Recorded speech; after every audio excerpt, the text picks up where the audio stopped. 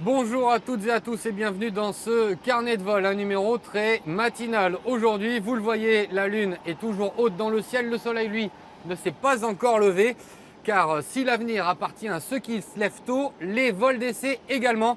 Et ça tombe plutôt bien puisque nous sommes ici à Blagnac chez ATR, le constructeur franco-italien d'avions de transport régionaux, pour suivre une journée de ses pilotes d'essai. Ce sera tout de suite après le sommaire. À quoi ressemble un vol d'essai chez ATR? Décrochage 0G, virage engagé, l'avion est soumis à rude épreuve avant d'être confié aux compagnies aériennes. Une procédure que nous suivrons en détail tout à l'heure. Son métier, pilote d'essai, le Graal de l'aéronautique. Claude Noudot nous accompagnera en vol et nous racontera son parcours et ce qui le motive dans sa profession. Enfin, ATR réfléchit également à de nouveaux dispositifs pour ses avions comme ses lunettes connectées pour le pilote. Elles sont à découvrir en fin d'émission.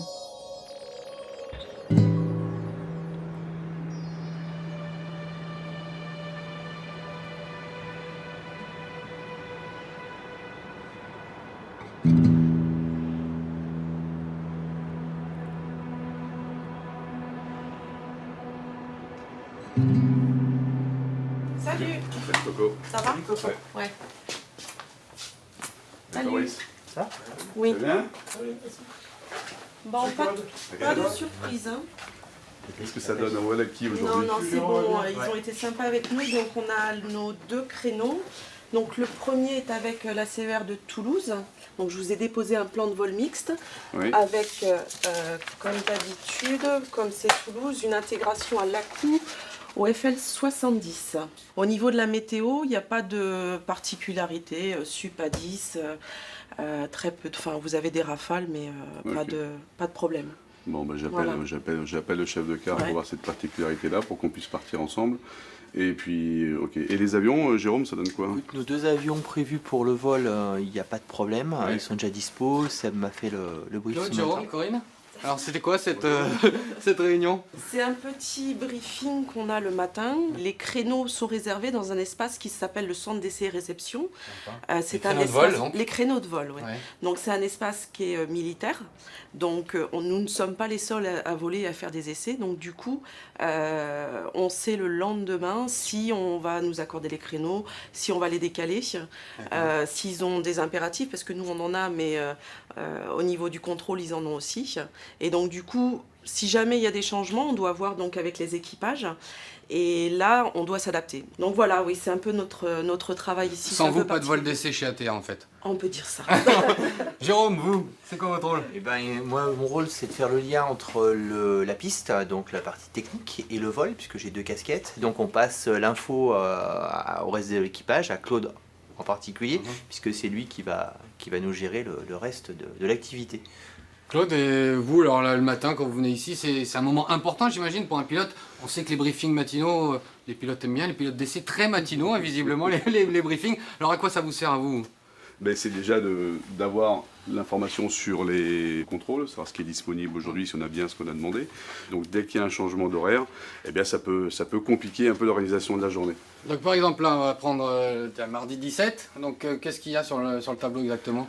Eh bien aujourd'hui, ce matin, on voit que c'est calme. Les premiers, on a deux avions qui sont aux ordres pour le vol à 14h30. D'accord. Et ça va être une petite particularité du jour, c'est un décollage en patrouille, une montée en patrouille, rassemblement, et puis un vol au-dessus des Pyrénées avec l'équipage France 3.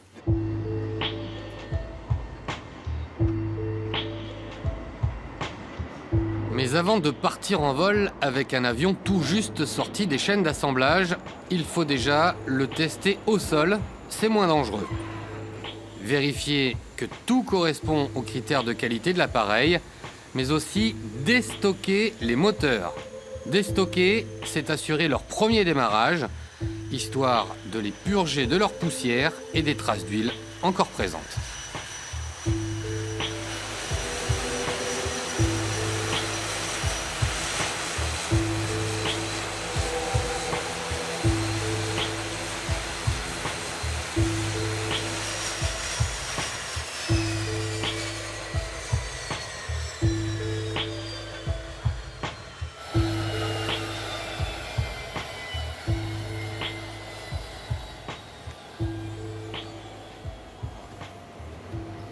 Alors Paul, à quoi on vient d'assister là? Alors là, suite à un avion qui est sorti de chaîne, donc, suite à aussi une inspection de nos services de qualité, autant sur les systèmes que la structure, tout est passé en revue. On a un premier démarrage moteur, où on va rester quand même avec une vitesse d'hélice standard, vraiment le mini, sans pousser sur les manettes. Et ça permet aussi au point fixeur de vérifier rapidement l'intégrité des systèmes, un petit coup de volet, un petit coup de lumière, les paramètres moteurs, les températures de sortie de tuyère, les températures d'huile, etc. Quand tout va bien là on peut partir sur les points fixes. Donc, c'est une phase critique puisqu'il y a les pompiers qui sont présents? Et toujours, oui, toujours. Il y a souvent des dégagements de fumerolles, donc c'est quand même une étape, oui, où il y a un danger. Il y a un danger certain, un risque de feu, plus là que dans d'autres circonstances. Donc on est prévoyant là-dessus. Donc là, ça veut dire que l'avion il est prêt à voler ou pas encore? Pas encore, non. Il va falloir qu'il fasse encore un point fixe vraiment complet. Et après, il passera aux essais en vol qui feront un point fixe à leur tour et qui enchaîneront sur le vol s'ils déclarent l'avion correspondant à leurs exigences, on va dire. Bon, ben on va suivre ça tout de suite. On va se diriger donc vers Bikini. C'est pas une tenue, c'est la zone où on va faire le point fixe. Ouais, c'est mieux comme ça. Merci Paul.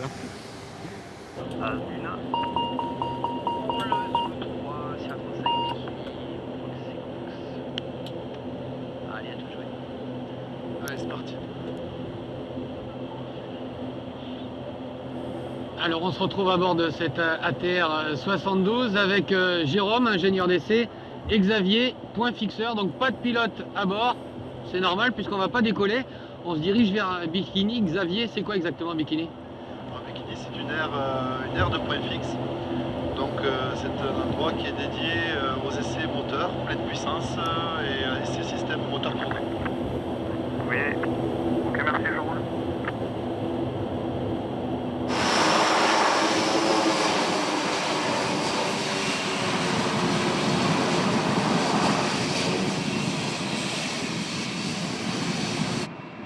Question moteur, est-ce qu'on va pousser les moteurs à leur maximum ici, puisqu'on est dans une zone assez sécurisée, spécialement prévue pour ça, j'imagine? Tout à fait. On va monter donc en 2 temps, c'est-à-dire un premier temps à 90%, qui est en fait la puissance de décollage, et on va monter à la rampe, c'est-à-dire 100%.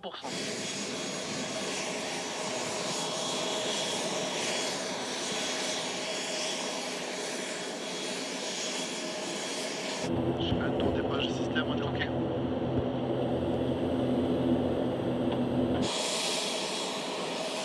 Allez, c'est parti. A plus B, top. À 10%. Ouverture, oula, c'était un peu dur. Alors ils ont eu déjà des À problèmes. l'image. Pression d'huile.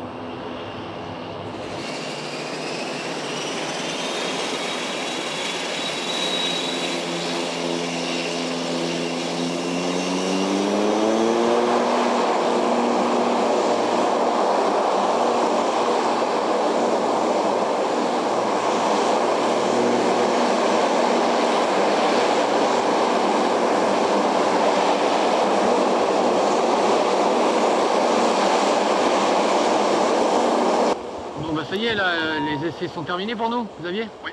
Bon, c'est pas trop frustrant de faire des tests qu'au sol sans jamais décoller? Non, moi ça me va très bien. Ouais. Bon, mais Chacun son métier, Ouais, il en le tout- prend très bien. en tout cas, nous, dans quelques instants, on va retrouver Claude, notre pilote d'essai. Mais avant de se retrouver à bord de son appareil, je vous propose de le découvrir un petit peu dans l'intimité pour découvrir également son histoire. Regardez. Pilote d'essai, l'un des métiers les plus prestigieux de l'aéronautique, l'un des plus complexes aussi. Depuis 20 ans, Claude Noudot sillonne le ciel pour tester les avions. Des Mirage 2000 de l'armée de l'air aux turbopropulseurs d'ATR, rencontre avec un pilote passionné. Entre deux missions, c'est dans son pied-à-terre toulousain que Claude Noudot retrouve son épouse.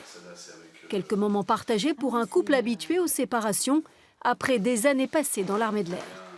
Car depuis tout jeune, Claude se rêvait en pilote de chasse. L'armée, c'est l'avion de chasse, c'est l'avion voilà, l'avion performant, rapide, supersonique. C'était ça mon rêve.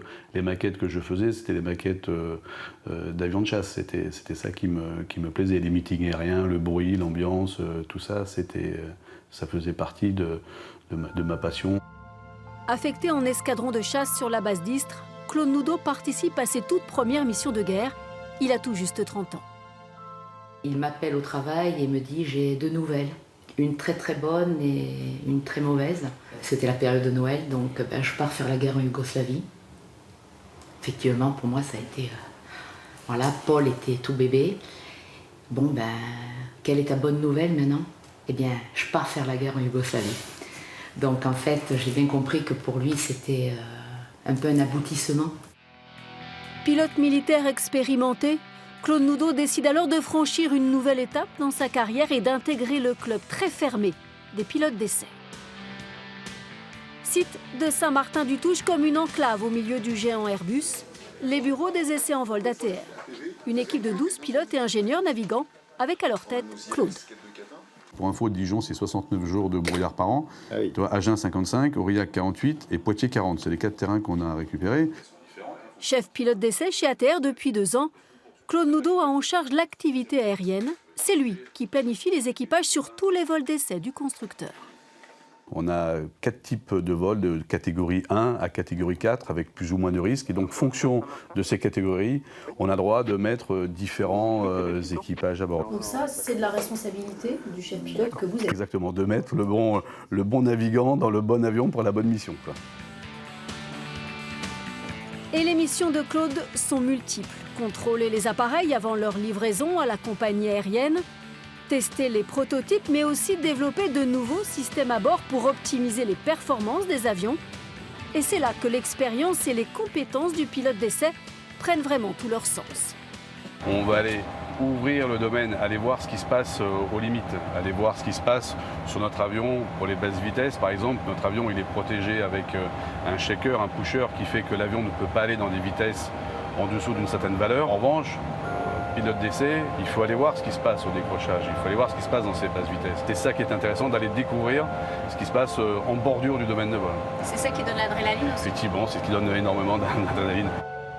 Après 25 ans passés aux commandes et plus de 7000 heures de vol, c'est toujours la même envie de repousser les limites. Les toutes dernières innovations technologiques d'ATR sont autant de défis à relever pour Claude et son équipe.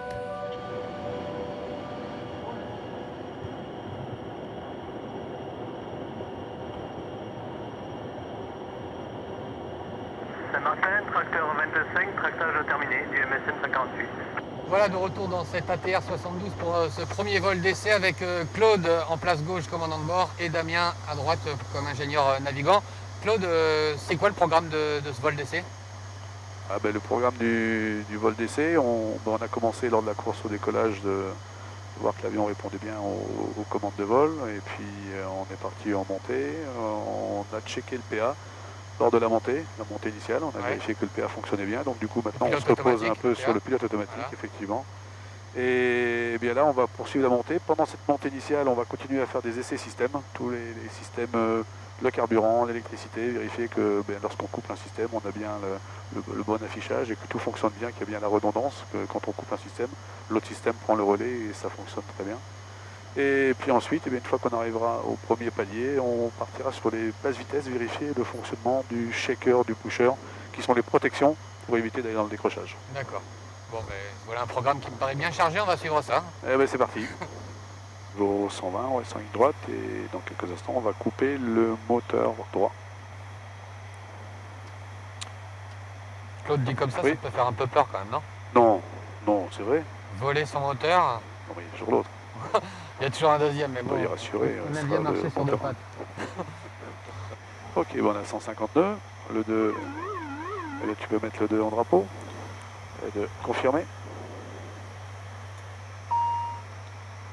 Ok, APM, j'enlève l'APM, on a bien fault. Et on a la BTC, c'est Well, la BTC qui a pris. Donc là, on a la turbine qui tourne toujours. En revanche, l'hélice, on l'a mise en drapeau. Donc il n'y a plus du tout d'effet de traction, on est sur le moteur 1, donc la puissance qu'on a adaptée pour tenir 150 nœuds. Et là maintenant on va couper le carburant. Eh bien vas-y, tu peux couper. Le carburant est coupé, on le voit à l'information, carburant 0. Et là du coup, tout va se couper pour de bon. va se couper. Donc tout le côté droit au niveau électrique est fault.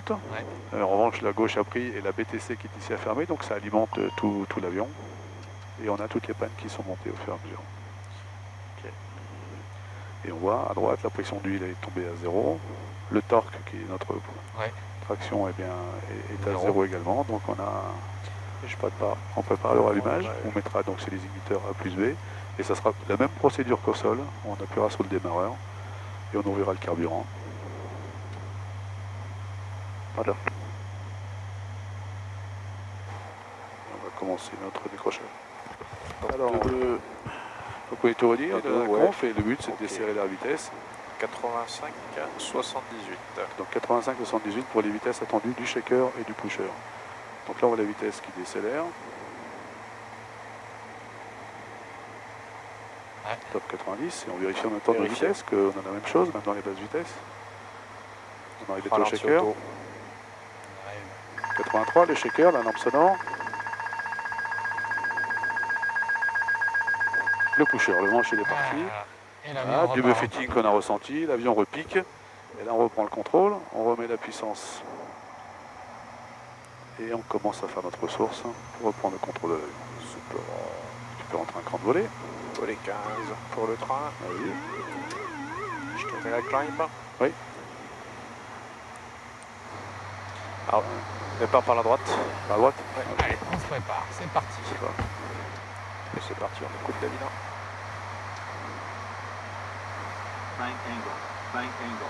À 8. 60 degrés d'inclinaison. 2. On a 2G, on voit que l'avion il est bien et tout, il n'y a pas de souci. On part de l'autre côté. Allez, on va encaisser 2G de l'autre côté. Tac. 1, 3, 4, 5, 8, 2, 2. Ok, on se stabilise au cap de 100 comme avait prévu. On descend, on va accélérer, on va chercher de la vitesse. On va chercher un bond de 140. Parti pour la parabole. Okay. On va reprendre un facteur de charge de G en cabrant. 6, 7, 9, 2. On voit la 7, on voit les chevrons. On vient chercher 30 degrés. 30 degrés, on maintient. 180 mètres, on réduit tout, on pousse. Et avec le stylo, je lui indique le 0G. Ça me rappelle nos Vespas. L'Opress. Excellent. Pas de fil de l'Opress. Voilà, on attend, on laisse la puissance ralentie pour voir comment ça se passe. On voit que la pression remonte. J'ai la pression dans le verre, je remets la puissance. Et on se remet à plat. Excellent. Excellent. On fait rarement ça en compagnie. Hein. Non, pas. Ah, si tu le fais, t'as un mot aux parents là. Whisky, Cotango, atterrissage 14 de droite, 140 degrés, 18 nœuds, rappel à 27. C'est pour un full stop.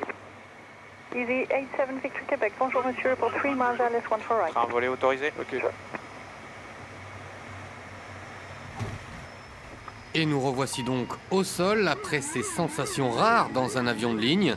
Haute vitesse, basse vitesse, décrochage, virage serré à 2G, vol parabolique à 0G, coupure moteur. Plus d'1 heure d'essai pour le premier vol de cet avion. Cotango avec Saint-Martin, qu'on dégage, à bientôt. Cotango, merci pour la coopération, au revoir. Plaisir, au revoir. Claude, merci pour ce vol d'essai, ça s'est bien passé? Oui, très bien, très bien. Bon, c'était un plaisir de voler avec vous. Merci. Il est prêt à être livré au client ou pas encore? Ouais, il est bien né. On a pu voir qu'il est très bien cet avion. Il y a 2 petites retouches à faire, donc on va laisser l'avion aux mécanos pour demain. Ouais. Ils vont préparer l'avion pour réparer ces deux points qui ont été vus. Et après-demain, on va voler, on va faire le vol bruit, on va vérifier que les retouches ont bien été faites. Et puis après, eh bien, on attend le client pour faire le vol avec lui. Bon, mais on verra le client dans quelques instants. Mais tout d'abord, je vous propose de nous intéresser au vol d'essai prototype. Parce que là, on a vu un vol d'essai production. Donc pour un avion qui va bientôt être livré chez un client, le vol d'essai prototype permet notamment de tester des nouveaux systèmes qu'on va mettre en place sur ces avions, notamment des lunettes révolutionnaires que vous allez découvrir tout de suite dans ce reportage. Sur le tarmac de Francazal, ces avions flambant neufs n'attendent plus que leur futur propriétaire. Ils voleront bientôt pour l'une des 200 compagnies clientes de l'avionneur. Quelques mètres plus loin, à l'intérieur du hangar, Cet appareil, lui, ne quittera jamais son constructeur. Voici un ATR prototype, une sorte d'avion cobaye, destiné à tester toutes les nouvelles technologies. À son bord, pas le moindre siège, ni même d'habillage. On n'a pas mis d'habillage pour avoir les simples raisons qu'on est toujours en train de modifier, d'installer de nouveaux systèmes, de câbler, des systèmes mécaniques. Donc cet avion est équipé de beaucoup de capteurs supplémentaires que vous ne trouverez pas sur les avions de série, ça n'existe pas. Qui nous servent, ce sont comme des mouchards, qui nous servent, qui nous renvoient un tas d'informations dont nous avons besoin pour affiner nos développements. Ici, le chantier est permanent. Les mécaniciens installent, enlèvent, expérimentent. L'objectif, améliorer la sécurité et concevoir les avions de demain. Donc ici, vous avez des exemples de capteurs pour faire des mesures au niveau du freinage quand l'avion freine. Et ces capteurs-là sont ensuite reliés à ces deux baies, qui sont une baie d'acquisition et une baie d'enregistrement, qui nous permettent du coup par la suite de pouvoir analyser, exploiter toutes ces données en temps différé. Le projet phare à l'étude en ce moment, un système de vision augmentée, capable de donner des super pouvoirs aux pilotes grâce à des caméras installées sur le nez de l'avion. C'est donc notre système ClearVision. L'élément principal, c'est cette caméra. C'est un système multisenseur avec des caméras qui regardent dans des bandes de fréquences différentes. Et l'image fusionnée est présentée dans le cockpit. Je vous laisse entrer, vous me suivez? Voilà donc à quoi ressemblera le pilote du futur sur ATR, équipé de ces lunettes dignes des jeux vidéo. On installe le système sur la tête avant le début d'approche. Voilà, je le règle. Une technologie semblable à celle utilisée dans l'aviation militaire, mais jamais encore exploitée pour les vols commerciaux. Cette caméra va pouvoir voir à travers les nuages, va nous donner une vision augmentée. Et alors qu'à la vision naturelle, on ne verrait rien, on va pouvoir repérer les références d'atterrissage. Et au lieu de remettre les gaz, parce que la visibilité n'est pas suffisante pour me poser, eh bien, grâce à ce système, je pourrais continuer et atterrir en toute sécurité. Les lunettes à vision augmentée, un projet lancé il y a plus de 5 ans. Après de nombreux essais en vol, elles devraient être certifiées l'été prochain pour une arrivée dans les cockpits à l'hiver 2019.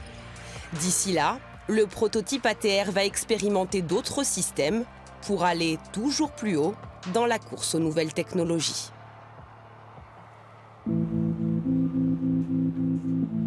Sur cette image, un acheteur et un vendeur d'avions. L'acheteur, vous l'avez peut-être deviné, est en gilet jaune. Et au prix de l'appareil, croyez-moi, son inspection est méticuleuse.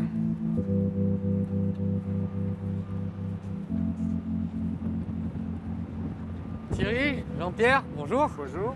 Alors qu'est-ce qui se passe là? Qu'est-ce que vous faites, Jean-Pierre? Là, on fait une inspection technique de l'avion qu'on va acheter pour Air Tahiti.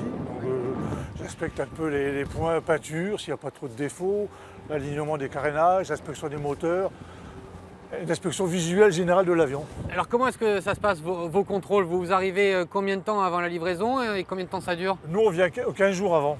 Donc on arrive le mardi, souvent le jeudi, on commence les inspections, ça dure 2-3 jours. Après, l'ATR fait les retouches. Quand toutes les retouches sont effectuées, on passe à la partie technique, tout ce qui est documentation et tout ça. Ça, c'est le rôle du directeur technique. D'accord. Moi, je m'occupe que de l'inspection technique visuelle. Donc celui-là, il est bon pour le service? Il est bon pour le service, il est prêt à partir. D'accord. Donc notre départ, il est prévu le 18, à 8h du matin. D'accord. Et combien de temps pour aller jusqu'à Tahiti? Parce que c'est un avion de transport régional, hein, précisons-le. Une autonomie de 8 heures, à peu près 8-9 heures. Là, on va mettre 55 heures. 55 heures pour aller jusqu'à Tahiti. On va mettre 5 jours. On va passer par la Turquie, l'Indonésie, l'Inde, la Malaisie, l'Australie, les Fidji. Et arriver à Tahiti, normalement prévu le 23. C'est un très beau périple. C'est très très bien à faire. Bon, on vous souhaite un bon voyage alors. Je vous remercie. Merci. Allez, bonne chance à vous. Merci, au revoir. Mais avant de prendre les airs, dernier passage dans les bureaux d'ATR pour récupérer les clés du véhicule. Voici le sésame. Super, merci. Voilà officiellement propriétaire de l'avion. Un nouvel avion. Voilà, un nouvel avion, le 34e. Et voilà, je vous remets les clés Merci. de l'avion. Un de plus. Longue histoire entre Air Tahiti et ATR. Félicitations. Merci. À très bientôt. L'année prochaine pour un nouveau. On l'espère, on l'espère. Voilà, visiblement, les clients d'Air Tahiti ont été satisfaits de leur avion puisqu'ils vont en prendre définitivement possession d'ici quelques instants. Cap vers le soleil levant pour lui désormais et vers les horizons ensoleillés du Pacifique Sud pour une durée de vie estimée à 30 ans et 70 000 cycles, un cycle étant un décollage et un atterrissage. Il me reste à remercier tous les personnels du constructeur franco-italien ATR pour avoir participé, nous avoir facilité le travail ici. J'espère que cette immersion au sein des essais en vol d'ATR vous a beaucoup plu et on se retrouve très bientôt pour un prochain numéro de Carnet de vol. Bon vol!